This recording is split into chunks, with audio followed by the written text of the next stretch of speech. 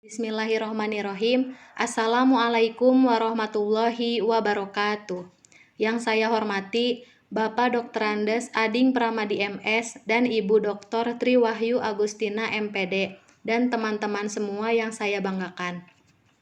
Pada hari ini, saya akan memaparkan sebuah proposal yang berjudul Pengaruh Model Pembelajaran Blended Learning Berbantu Website terhadap Keterampilan Berpikir Kritis Siswa pada Materi Sistem Peredaran Darah Manusia. Adapun latar belakang masalahnya yaitu era pengetahuan abad 21 dicirikan dengan adanya pertautan dalam dunia ilmu pengetahuan secara komprehensif. Hal ini merupakan tantangan terutama dalam dunia pendidikan. Belajar merupakan suatu perubahan dalam kegiatan kepribadian sebagai suatu pola baru yang berupa kecakapan sikap kebiasaan. Belajar juga pada hakikatnya merupakan suatu usaha, suatu proses perubahan yang terjadi pada individu sebagai hasil dari pengalaman atau hasil pengalaman interaksi dengan lingkungannya. Pembelajaran merupakan suatu sistem yang terdiri dari beberapa komponen yang saling berhubungan satu sama lain secara komprehensif. Dalam pembelajaran klasikal, proses pembelajaran siswa terikat oleh dimensi ruang dan waktu. Artinya, siswa harus berada dalam ruang dan waktu yang sama untuk melakukan kegiatan pembelajaran. Jika siswa tidak mampu datang pada salah satu kegiatan pembelajaran ini, berarti siswa tersebut akan kehilangan kesempatan untuk mendapatkan pengetahuan dan skill yang baru. Oleh karena itu, perlu dicari alternatif untuk pembelajaran klasikal yang bisa mengatasi masalah tersebut. Permasalahan pendidikan yang dihadapi sekarang terjadi karena adanya krisis paradigma, yaitu adanya kesenjangan atau ketidaksesuaian antara tujuan yang ingin dicapai dan paradigma yang digunakan untuk mencapai tujuan tersebut. Salah satu solusi untuk memecahkan masalah ini adalah menggunakan media pembelajaran yang menarik. Media pembelajaran merupakan suatu sumber belajar yang dapat menyalurkan pesan, sehingga membantu guru dalam menyampaikan materi pembelajaran dengan lebih mudah. Selain media pembelajaran juga dibutuhkan metode pembelajaran, karena sangat dibutuhkan dalam sekolah, khususnya bagi pembelajaran di dalam kelas. Metode pembelajaran merupakan suatu perencanaan atau pola yang digunakan sebagai pedoman dalam merencanakan pembelajaran di kelas. Model pembelajaran blended learning merupakan istilah yang berasal dari bahasa Inggris yang terdiri dari dua suku kata yaitu blended dan learning. Blended learning ini pada dasarnya merupakan gabungan keunggulan pembelajaran yang dilakukan secara tatap muka dan secara virtual. Keterampilan berpikir kritis merupakan proses kognitif siswa dalam menganalisis secara sistematis dan spesifik masalah yang dihadapi, membedakan masalah tersebut secara cermat dan teliti, serta mengidentifikasi dan mengkaji informasi guna merencanakan strategi pemecahan masalah. Selain itu, berpikir kritis juga merupakan kegiatan berpikir yang reflektif secara mendalam dalam pengambilan keputusan dan pemecahan masalah yang menganalisis situasi. Sistem peredaran darah manusia merupakan materi yang memerlukan pengelolaan yang baik dalam penyajiannya, sebab materi ini berisi tentang organ-organ peredaran darah yang letaknya ada di dalam tubuh manusia dan membahas tentang proses peredaran darah yang begitu kompleks, sehingga perlu menggunakan alat bantu berupa media pembelajaran yang lebih inovatif. Adapun poin rumusan masalah dari proposal ini yang pertama, bagaimana keterlaksanaan pembelajaran menggunakan model pembelajaran blended learning terhadap keterampilan berpikir kritis siswa pada materi sistem peredaran darah manusia. Yang kedua, bagaimana keterampilan berpikir kritis siswa pada materi sistem peredaran darah manusia dengan menggunakan model pembelajaran blended learning. Yang ketiga, bagaimana pengaruh model pembelajaran blended learning terhadap keterampilan berpikir kritis siswa pada materi sistem peredaran darah manusia. Yang keempat, bagaimana respon siswa terhadap model pembelajaran blended learning terhadap keterampilan berpikir kritis siswa pada materi sistem peredaran darah manusia. Poin selanjutnya yaitu tujuan penelitian. Yang pertama, mendeskripsikan keterlaksanaan pembelajaran menggunakan model blended learning terhadap keterampilan berpikir kritis siswa pada materi sistem peredaran darah manusia. Yang kedua, menganalisis keterampilan berpikir kritis siswa pada materi sistem peredaran darah manusia dengan menggunakan model pembelajaran blended learning. Yang ketiga, menganalisis pengaruh model pembelajaran blended learning terhadap keterampilan berpikir kritis siswa pada materi sistem peredaran darah manusia. Yang keempat, mengetahui respons siswa terhadap model pembelajaran blended learning terhadap keterampilan berpikir kritis siswa pada materi sistem peredaran darah manusia. Adapun manfaat penelitian yang pertama bagi peneliti, yaitu untuk mengetahui efektivitas dari model pembelajaran blended learning berbantu website terhadap kemampuan berpikir kritis siswa pada materi sistem peredaran darah. Yang kedua bagi pendidik yaitu untuk mengetahui pengaruh dari penggunaan model pembelajaran blended learning berbantu website pada materi sistem peredaran darah yang terfokus pada kemampuan berpikir kritis siswa sebelum dan sesudah digunakan model pembelajaran. Dan yang ketiga yaitu manfaat bagi peserta didik, yaitu untuk memberikan pengalaman baru dan menyenangkan karena pembelajaran tidak hanya terjadi di dalam kelas namun di luar kelas pun bisa terjadi. Adapun pembatasan masalah, agar masalah yang diteliti dalam penelitian ini lebih jelas dan terarah, maka dibuat batasan masalah sebagai berikut. Yang pertama, penelitian ini merupakan pengaruh model pembelajaran blended learning berbantu website. Lalu yang kedua, materi yang digunakan dalam penelitian ini yaitu sistem peredaran darah manusia. Materi bahasannya terkait pengertian sistem peredaran darah, komponen sistem peredaran darah, dan mekanisme sistem peredaran darah. Yang ketiga yaitu indikator yang diteliti yaitu kemampuan berpikir kritis siswa. Adapun poin definisi operasional yang pertama, model pembelajaran merupakan salah satu sumber belajar yang dapat menyalurkan pesan sehingga membantu guru dalam menyampaikan materi pembelajaran dengan efektif. Yang kedua, model pembelajaran blended learning ini pada dasarnya merupakan gabungan keunggulan pembelajaran yang dilakukan secara tatap muka dan secara virtual. Blended learning merupakan pengembangan lebih lanjut dari metode e-learning dengan metode konvensional atau tatap muka. Keterampilan berpikir kritis adalah proses kognitif siswa dalam menganalisis secara sistematis dan spesifik masalah yang dihadapi, membedakan masalah tersebut secara cermat dan teliti, serta mengidentifikasi dan mengkaji informasi guna merencanakan strategi pemecahan masalah. Selain itu, berpikir kritis juga merupakan kegiatan berpikir yang reflektif secara mendalam dalam pengambilan keputusan dan pemecahan masalah. Website merupakan kumpulan halaman-halaman yang digunakan untuk menampilkan informasi teks, gambar, diam atau bergerak, animasi, suara, atau gabungan dari semuanya, baik bersifat statis ataupun dinamis yang membentuk suatu rangkaian. Yang kelima, sistem peredaran darah merupakan materi yang memerlukan pengelolaan yang baik dalam penyajiannya, sebab materi ini berisi tentang organ-organ peredaran darah yang letaknya ada di dalam tubuh manusia dan membahas tentang proses peredaran darah yang begitu kompleks sehingga perlu menggunakan alat bantu berupa media pembelajaran yang lebih inovatif. Poin selanjutnya yaitu kerangka pemikiran. Biologi merupakan salah satu cabang dari mata pelajaran IPA yang di dalamnya terdapat materi sistem peredaran darah. Adapun materi ini memerlukan pengelolaan yang baik dalam penyajiannya sebab materi ini berisi tentang organ-organ peredaran darah yang letaknya ada di dalam tubuh manusia dan membahas tentang proses peredaran darah yang begitu kompleks. Berdasarkan silabus kurikulum 2013 yang terdapat kompetensi inti dan kompetensi dasar yang harus dikuasai oleh peserta didik. Kompetensi inti merupakan kemampuan minimal yang harus dimiliki peserta didik, baik yang meliputi kompetensi spiritual, sosial, pengetahuan, dan keterampilan. Keterampilan berpikir kritis merupakan proses kognitif siswa dalam menganalisis secara sistematis dan spesifik masalah yang dihadapi, membedakan masalah tersebut secara cermat dan teliti.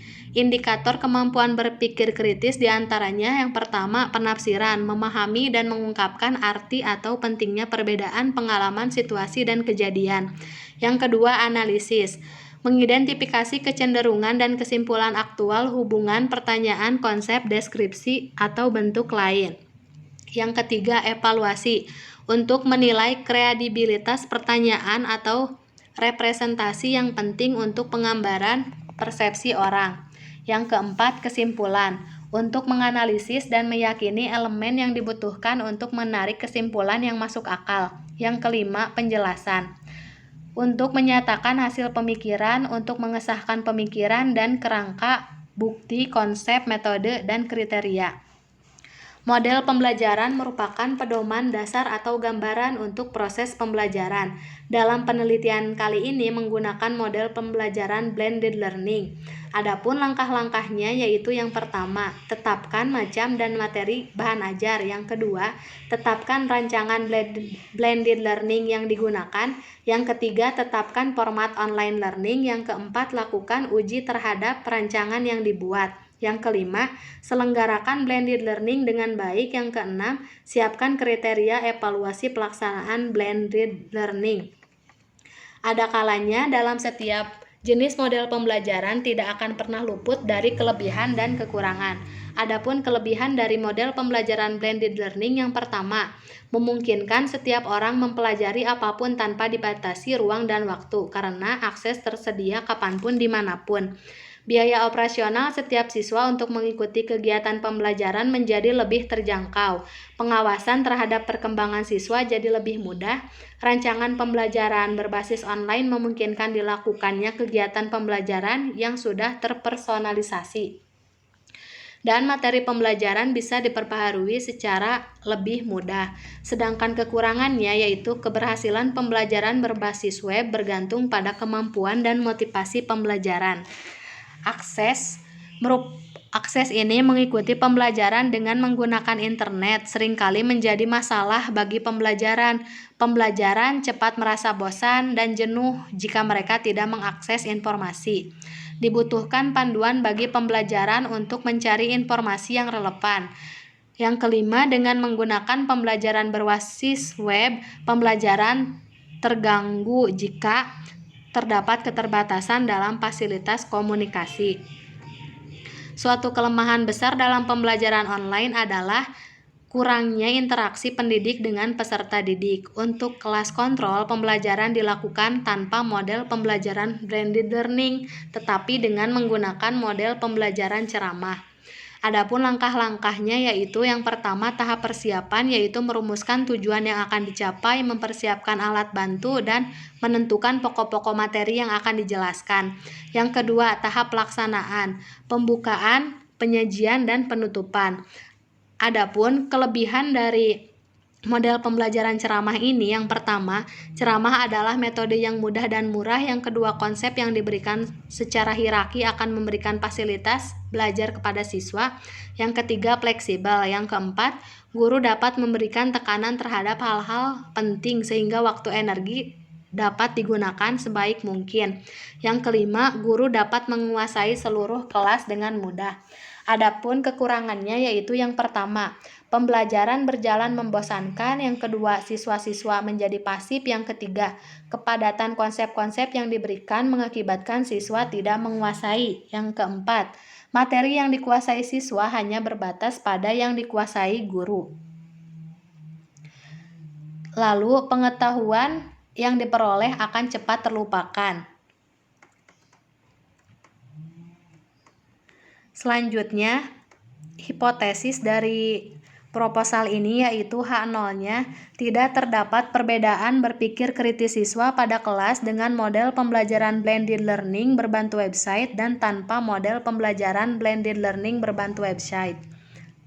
H1-nya itu terdapat perbedaan berpikir kritis siswa pada kelas dengan model pembelajaran blended learning berbantu website dan tanpa model pembelajaran blended learning berbantu website.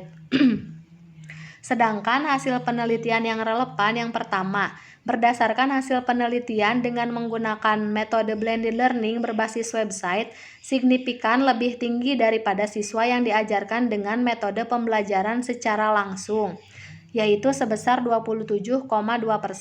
Selain itu, terdapat interaksi antara model pembelajaran blended learning dan motivasi belajar terhadap hasil belajar siswa. Yang kedua, berdasarkan hasil penelitian dengan menggunakan metode blended learning, tinggi rendahnya motivasi siswa juga mempengaruhi hasil belajar siswa atau prestasi siswa. Hal ini dibuktikan dengan hasil ketuntasan kelas yang diperoleh sebagai gambaran pengaruh pembelajaran dengan blended learning sebesar 90% untuk kelas eksperimen.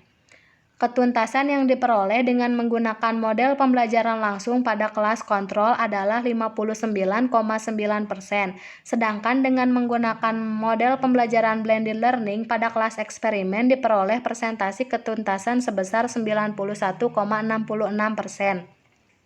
dan telah memenuhi kriteria minimum ketuntasan kelas.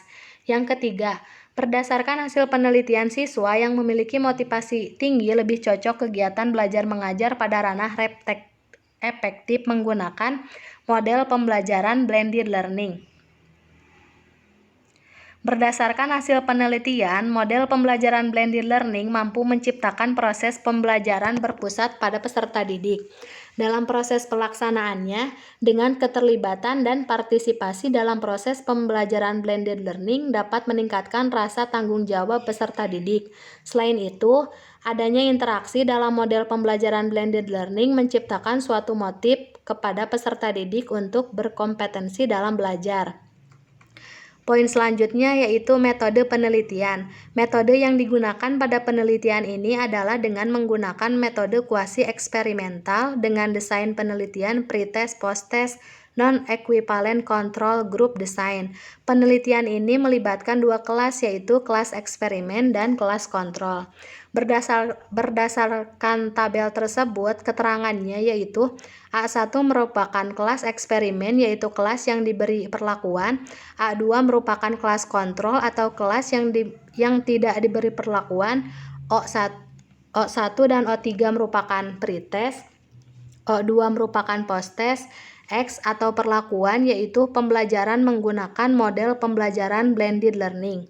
Jenis data yang digunakan dalam penelitian ini yaitu menggunakan data kualitatif dan data kuantitatif. Teknik pengumpulan data yang digunakan penelitian ini untuk memperoleh data dalam pengumpulan informasi di lapangan yaitu dengan menggunakan lembar observasi. Dalam penelitian ini digunakan untuk menganalisis keterlaksanaan pelajaran yang dilakukan oleh guru dan siswa dalam menggunakan model pembelajaran blended learning. Yang kedua, soal tes. Tes yang digunakan dalam penelitian ini dengan keterampilan berpikir kritis berupa tes tertulis sebanyak 10 soal. Tes ini dilakukan pretest yang dilakukan di awal pembelajaran dan dilakukan di kelas eksperimen dan kelas kontrol juga. Selanjutnya yaitu angket atau kuesioner, yaitu dilakukan melalui Google Form untuk mengetahui respon siswa terhadap pembelajaran yang menggunakan model pembelajaran blended learning. Prosedur atau teknik pengumpulan data yang dilakukan dalam penelitian ini dapat dijelaskan pada tabel ini. Sumber datanya yaitu guru dan siswa. Jenis datanya itu aktivitas dan siswa selama pembelajaran. Teknik pengumpulan datanya itu observasi. Instrumen penelitiannya yaitu lembar observasi. Sumber data yang kedua yaitu siswa. Jenis datanya keterampilan berpikir kritis. Teknik pengumpulan datanya yaitu pretest dan posttest. Instrumen penelitiannya yaitu soal tes. Sumber data yang ketiga yaitu siswa. Jenis datanya itu respon siswa terhadap pembelajaran. Teknik pengumpulan datanya yaitu dengan respon siswa dan instrumen penelitiannya itu lewat angket atau kuesioner.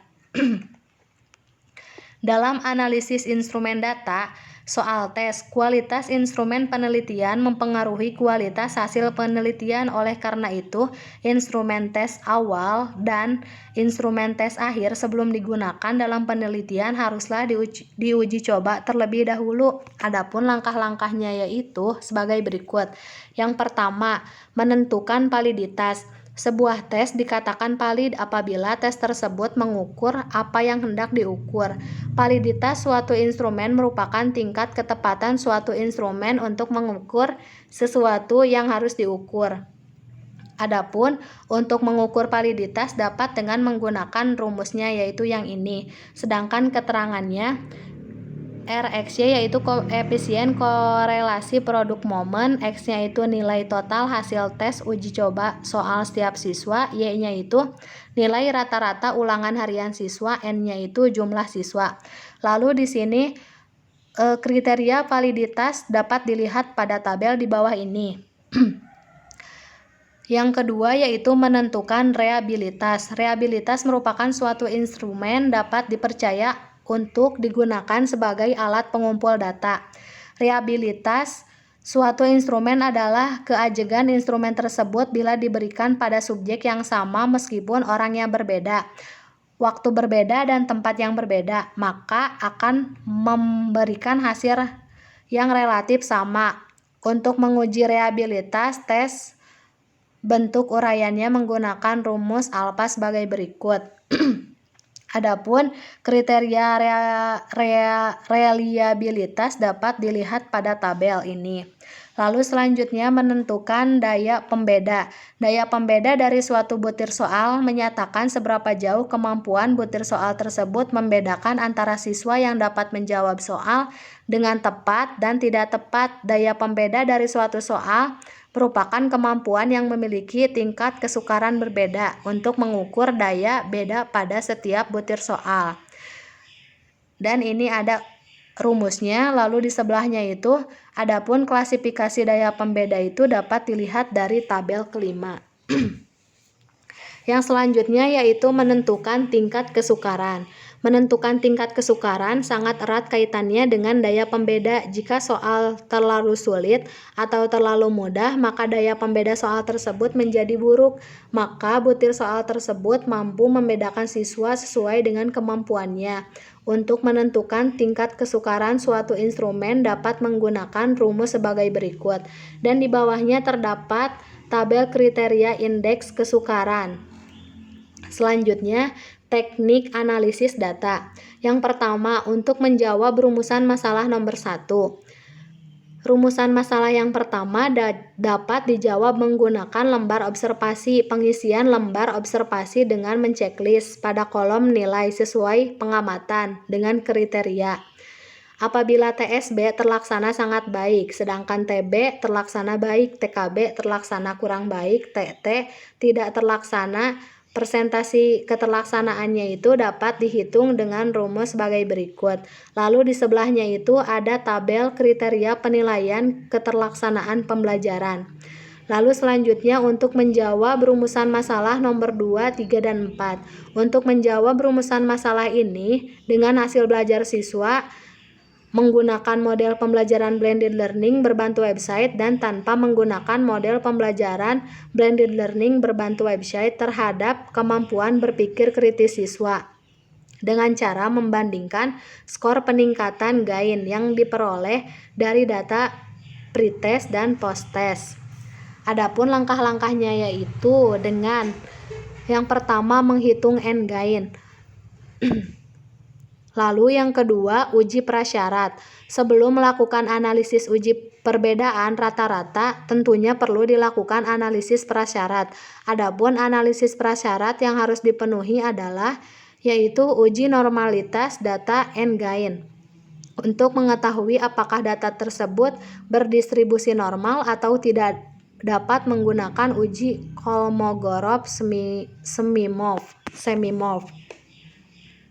Adapun langkah-langkahnya yaitu yang pertama menentukan hipotesis, lalu yang kedua menentukan nilai alfa, dan yang ketiga uji statistik, yang keempat menentukan kriteria pengujian hipotesis, dan yang terakhir memberikan kesimpulan. Selain itu juga dilakukan uji homogenitas varian data and gain. Di sini terdapat rumusnya. Lalu selanjutnya uji T bebas dengan cara menentukan hipotesis, menentukan nilai statistik uji, dan menentukan tingkat signifikasi. Selanjutnya dilakukan uji Mann-Whitney. Yang pertama itu merumuskan hipotesis. Adapun hipotesis statistik yang dilakukan adalah sebagai berikut. Ini di sini ada. Lalu selanjutnya menentukan nilai uji statistik menggunakan rumus tersebut, lalu menentukan nilai kritis. Selanjutnya menentukan kriteria pengujian hipotesis. Jika Z hitung lebih dari Z tabel, maka H0 diterima. Jika Z hitung kurang dari Z tabel, maka H0 ditolak. Lalu yang terakhir memberikan kesimpulan. Adapun beberapa tahapan prosedur penelitian yang ditempuh dalam penelitian ini yaitu sebagai berikut. Yang pertama, studi pendahuluan, lanjut analisis kurikulum biologi tahun 2013, edisi revisi. Selanjutnya, penyesuaian RPP dan instrumen penelitian pada materi sistem peredaran darah pada manusia. Selanjutnya, validasi instrumen penelitian, revisi instrumen penelitian, uji coba instrumen penelitian. Terdapat tes awal dan tes akhir. Di sini dengan yang pertama menggunakan pembelajaran dengan menggunakan model pembelajaran blended learning berbantu website yaitu kelas eksperimen, dan pembelajaran tanpa menggunakan model blended learning berbantu website yaitu kelas kontrol. Lalu di sini juga dilakukan observasi dan angket. Lalu yang terakhir dilakukan tes akhir atau post-test. Kemudian dianalisis dan pengelolaan data, kemudian ada temuan dan pembahasan, dan yang terakhir kesimpulan dan saran.